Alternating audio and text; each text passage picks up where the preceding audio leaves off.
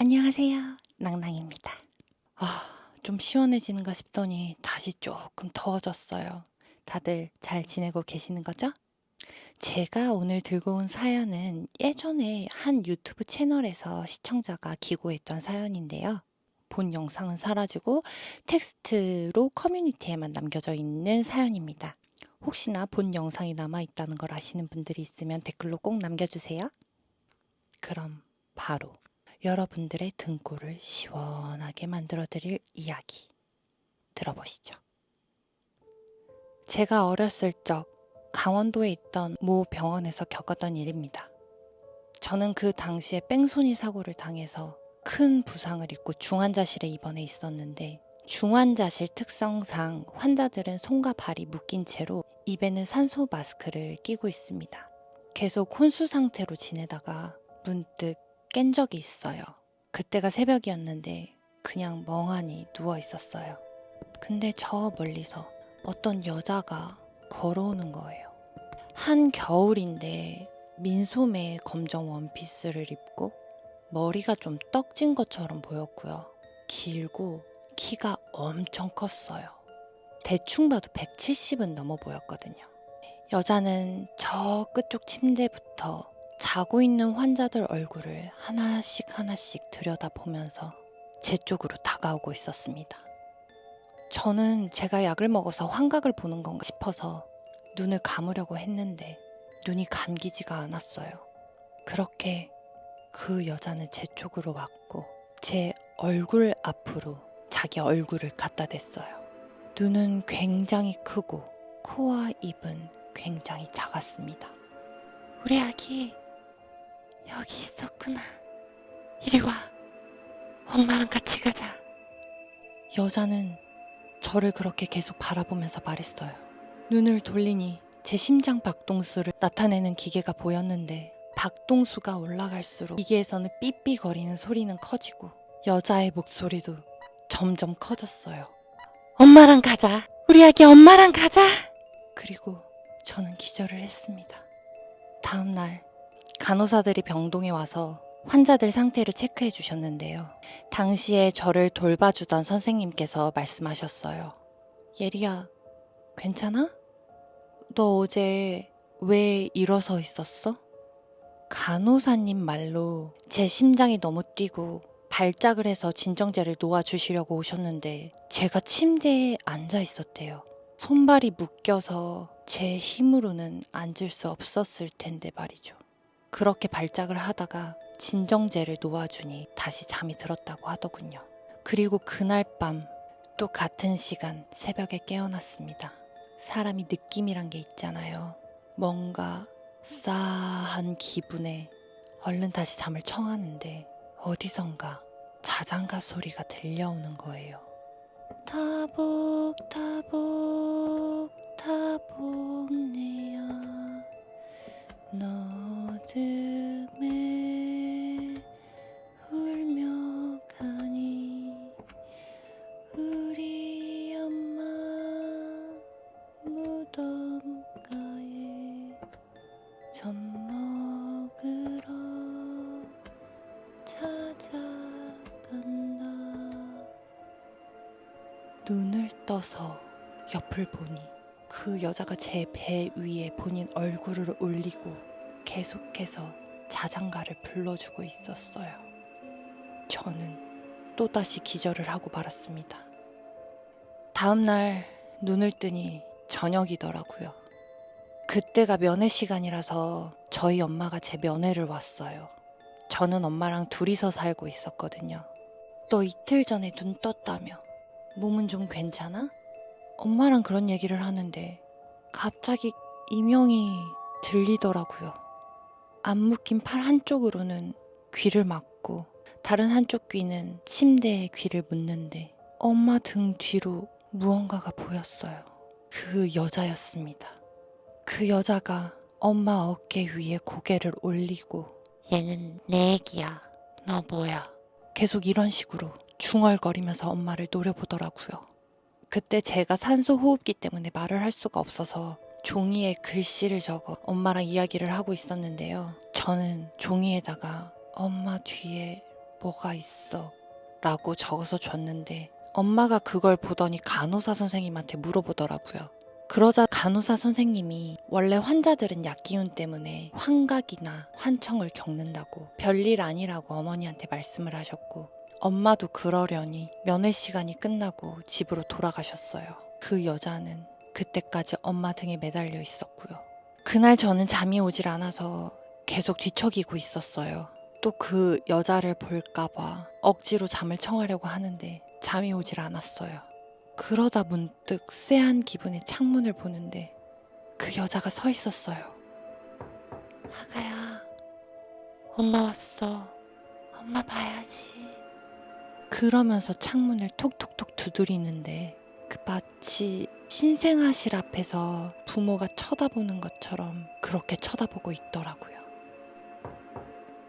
엄마 왔는데 엄마 좀 봐야지. 그렇게 문을 계속 두드리는 거예요. 그러다가 제가 안 보니까 점점 목소리가 커지면서 왜 엄마 안 봐? 엄마 봐야지. 왜 엄마 안 봐? 저는 또 기절을 했고 다음날 간호사님한테 오늘 저랑 같이 있어주면 안 되겠냐고 말씀을 드렸지만 당연히 거절당했고요. 그 여자에게 계속 시달렸습니다. 그래도 몸은 점점 나아져서 일반 병실로 옮기게 됐어요. 침대에 실려서 의료진분들과 중환자실에서 나오는데 짧은 순간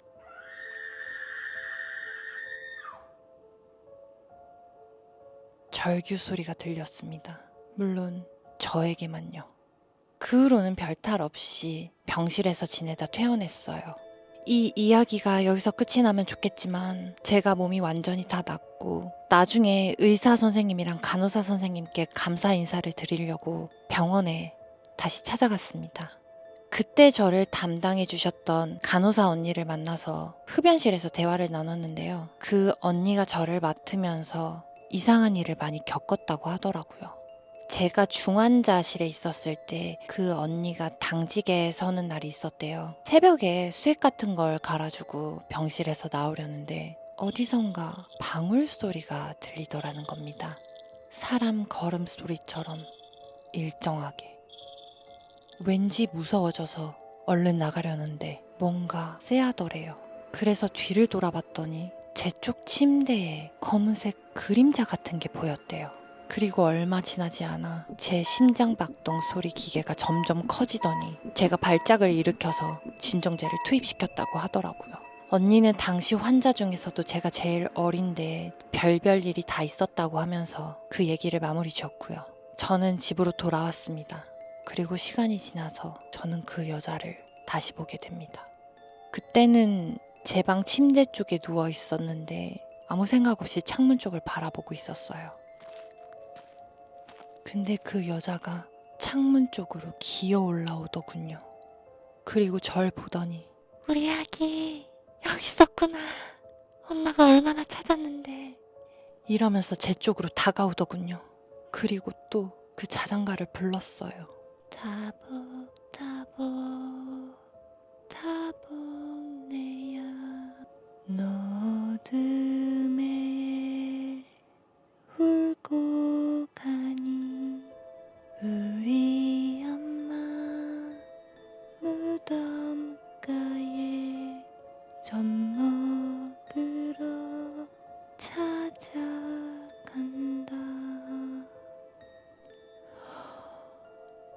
사람이 진짜 놀라면 비명소리도 안 나와요. 저는 억억 소리만 내다가 기절을 했습니다. 그리고 다음날 엄마가 저한테 와서 왜 새벽에 쿵쾅쿵쾅 거렸냐고 물어보더라고요. 어? 뭐가? 왜 너 새벽에 쿵쾅쿵쾅 거리고 물건도 집어 던졌잖아. 내가? 나 안 그랬는데? 아휴, 그랬다니까. 그래서 내가 너 불렀는데 대답도 안 하고 기분 전환 겸 가구 좀 옮기나 했지. 아, 그러면 그때 방문이라도 좀 열어보지. 저는 그렇게 그냥 대답하고 말았어요. 근데 피해가 저한테만 끼친 게 아닙니다. 밖에 있는데 엄마한테 전화가 오더라고요. 예리야, 너 언제 들어와? 아, 나 지금 다른 동네에 있어서 좀 늦을 것 같아. 빨리 와. 나중에 이유를 듣자니 저희 집 현관 센서 등이 고장이 났었는데 엄마가 그때 부엌에서 요리를 하고 계셨대요. 그런데 갑자기 엄마가 저인 줄 아시고 당연히 예리 왔어? 했는데 제가 대답이 없어서 현관 쪽으로 가보셨대요. 근데 아무도 없고 센서 등만 켜져 있었대요. 그래서 순간 소름이 돋아서 저한테 전화를 하신 거였어요. 저는 최대한 빨리 들어가겠다고 말씀을 드리고 한 2시간 후쯤에야 집에 들어갔습니다. 그때가 새벽이었는데 엄마는 집안에 불이란 불은 다 켜고 혼자 떨고 계셨어요.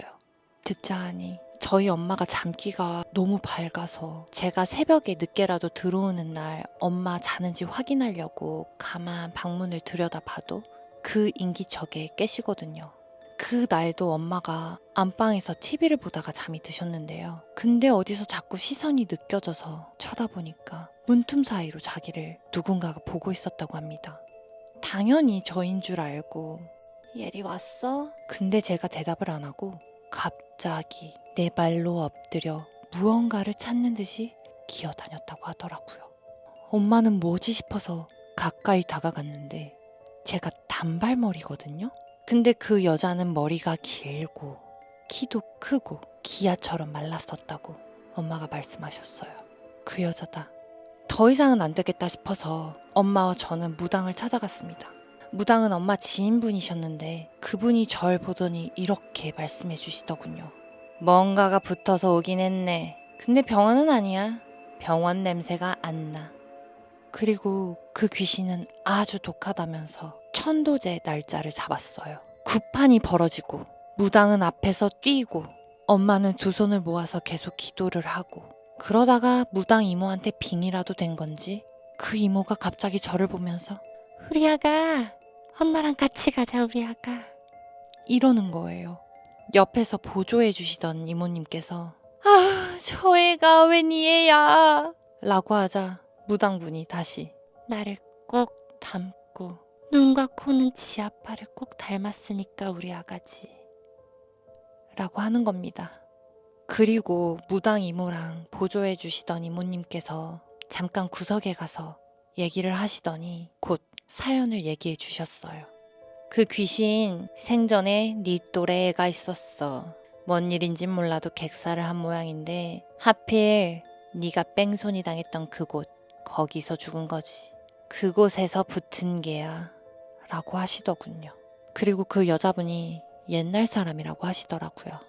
대략 한 70년 이때쯤에 사망한 걸로 추측한다고 하시더라고요.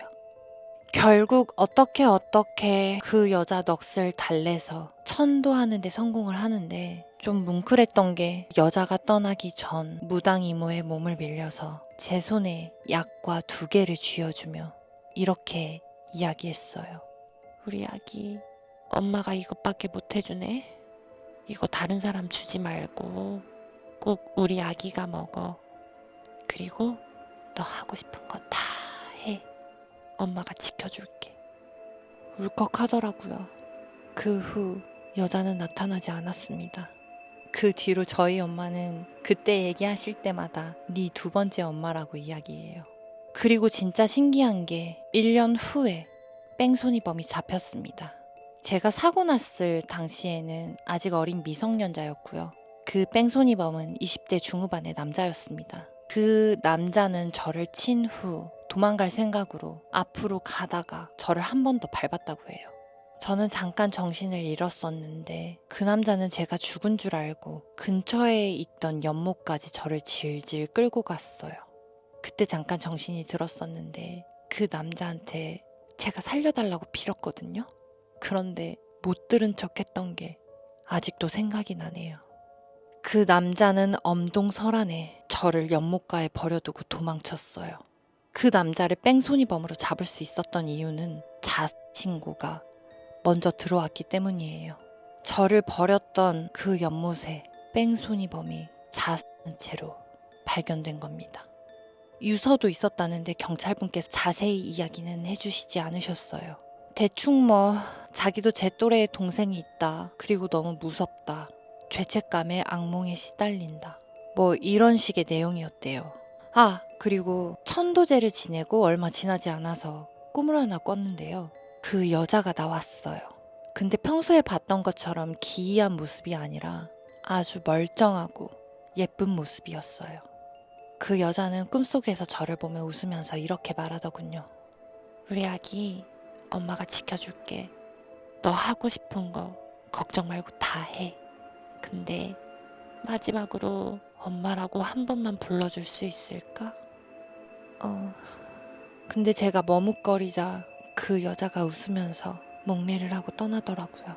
저는 왠지 이대로 끝내면 안 될 것 같다라는 생각에 잘 가요, 엄마 라고 불렀고 그 순간 잠에서 깼는데 뭔지 모를 뭉클함이 마음에 남았습니다. 그 당시에는 조금 무서웠는데 다시 생각해보니 조금 슬프기도 하네요. 여러분 이야기 잘 들으셨나요? 뭔가 괴담으로 시작했다가 뭉클하게 만들고 끝나는 이야기네요. 이 괴담에서 나오는 자장가가 제가 궁금해서 한번 찾아봤어요. 타박내라는 노래로 조선 말기부터 구전되어 오는 전래동요이자 사친요, 어머니를 그리워하는 노래라고 합니다. 대략 어머니 무덤에 찾아가는 슬픈 내용이라고 하네요. 그리고 그 타복내라는 제목으로 1972년 양병집 가수에 의해서 가요로 발매됐는데요. 아이러니하게도 무당이 말해준 귀신의 죽음 시기와 이 음악의 발매일이 좀 비슷하네요. 그 한많은 귀신이 이 곡을 기억을 하면서 자기 없이 살아갈 아기를 위해 이 노래를 불러준 게 아닌가 싶습니다. 낭낭월드는 여러분의 사연과 수많은 괴담을 이메일로 제보받고 있습니다. 이 괴담 너무 읽어줬으면 좋겠어요 하는 이야기가 있다면 제보도 해주시면 감사하겠습니다. 그리고 가시기 전에 재밌으셨다면 구독 부탁드릴게요. 앞으로도 더 미스테리하고 재밌는 이야기 많이 들고 올 테니까 구독 꼭 눌러주세요. 그리고 여러분이 달아주시는 댓글 하나하나 너무 잘 보고 있습니다. 정말 가족 같은 마음으로 한 분 한 분 아이디 기억하면서 늘 감사하고 있습니다. 매번 좋은 댓글 달아주셔서 너무너무 감사합니다. 다음번엔 더 재밌는 이야기로 찾아올게요. 그럼 다음 영상에서 뵐게요. 안녕.